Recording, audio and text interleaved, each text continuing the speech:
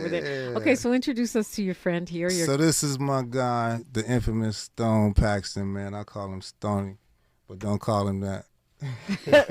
He'll get mad at you. None of us are trying to, take but liberties. What's interesting about me do and what him you do. is we have a history with like a group like Troop and other several groups that we worked on, and under the same production company too, because you were there before I was there. Yeah. So you guys have been working together for a really long time. Yeah, it's kind of crazy how it worked, because he was with Grand Jury Entertainment.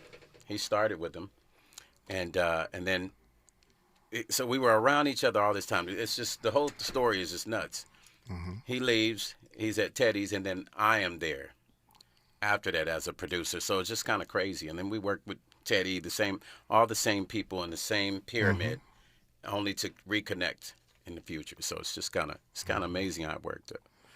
We probably could have linked back then, but I probably was a little big headed, and I didn't want no friends. I didn't care about having friends. And I was quiet. No and I was friends, real quiet. not at all. I didn't care. No, I mean, I come from somewhere, so I was like, I think what's different than me and a lot of people is I was a child prodigy, like star. You know what I mean? Like I was beating up the B3 organ on Sunday mornings like nobody's business. Right. You're also a musician. Like one of my mentors, Dr. Matthew Burrell, Dr. Melvin Sanders, and another one like John Black Jr., who was part of the Gap Band and wrote for the Gap Band. So I was abbreviating what they were doing as a little shorty. So it wasn't new to me to, have that attention or that pressure or everybody's daughter chasing me. Okay, that's another show for another day. You got to come back for that one. Okay, so if you were introducing him, how would you introduce Stone? That's deep.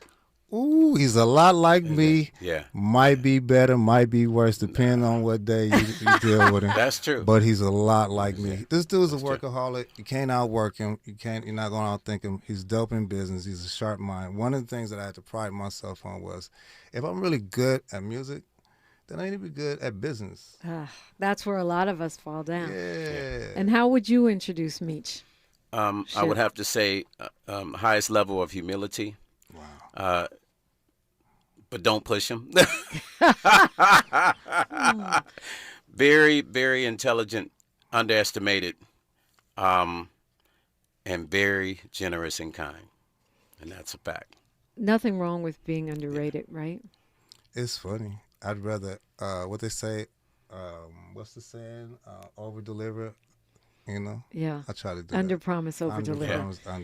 Over deliver, yeah. So what are you guys working on now? I mean, we're talking about Bobby Brown and Troop and Tupac, but you're still working. You're still working. Yeah. A lot of projects. You want to talk stuff? Yeah. We CJ Mac. Yeah, we're working on CJ Mac's album, BG Knockout's Meech, album. Stone. Some really interesting up so and coming patient, artists.